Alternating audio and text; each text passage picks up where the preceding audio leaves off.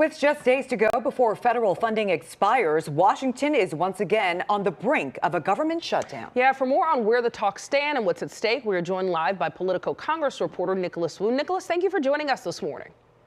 Thanks so much for having me. Yeah, so at the heart of the issue here is that Democrats want to see reforms to the Department of Homeland Security. Take us through how this is causing this stalemate.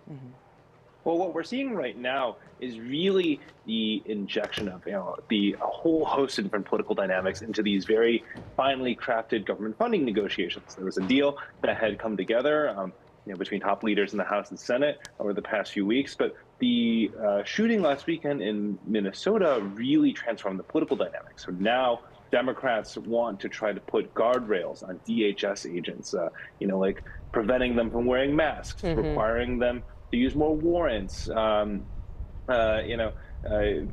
to rein in their more heavy-handed enforcement activities. But the problem is, we're just barely a day away from a government shutdown deadline, and it's not clear whether they'll be able to get any of this before then. And so this brings us to the very real possibility that we could see a partial government shutdown over the weekend into next week if Congress can't come to an agreement on this.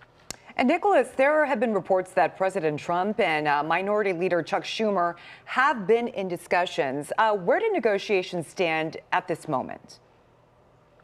Well, right now it's, literally as we speak, about an hour from now, there will be a key test vote on this government funding package. And Senate Majority Leader John Thune just told one of my colleagues that he actually thought things were moving in the right direction. But, as in all things on Capitol Hill, it remains to be seen until we actually see people go to the Senate floor and take votes. Absolutely. Okay, so if we understand this correctly, there are 6 spending bills in this spending package, and Chuck Schumer is fine with 5 out of 6 of them moving forward. The hang-up is on the one that would fund Homeland Security. So is it possible that they could kick that one bill out and we avoid a government shutdown altogether? That's very possible. These 6 bills account for most of the so-called discretionary spending that the federal government does. They fund things like the Labor and Health and Human Services Department, the Defense Department, Transportation Department, and HUD, and so on, in addition to DHS. And so, there's a possibility that they separate out those 5 less controversial funding bills and kick the can down the line on DHS.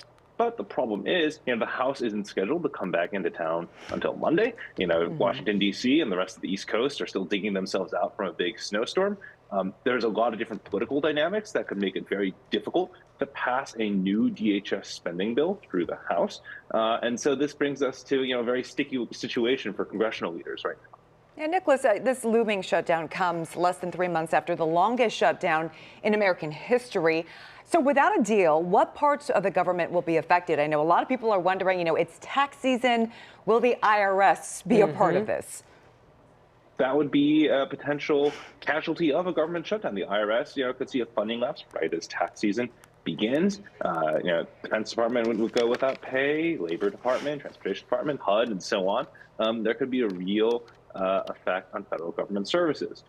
Now, still, there's parts of the government that would be able to function, unlike in September when, none of that had been passed through. But the question now is whether or not, how quickly the House could come back together if the Senate passed a bill in the next 48 hours or so. Because historically, when, there's a sense that, a fix is imminent, there are ways for the federal government to kind of shuffle things around a bit so that the impacts of a shutdown are minimized. Absolutely. I think just with this coming so quickly after the last shutdown, it has so many people questioning how our government is functioning, and Congress, it doesn't seem to be able to move things forward. So, Nicholas, thank you so much for giving us the latest on where that stands. Thank you.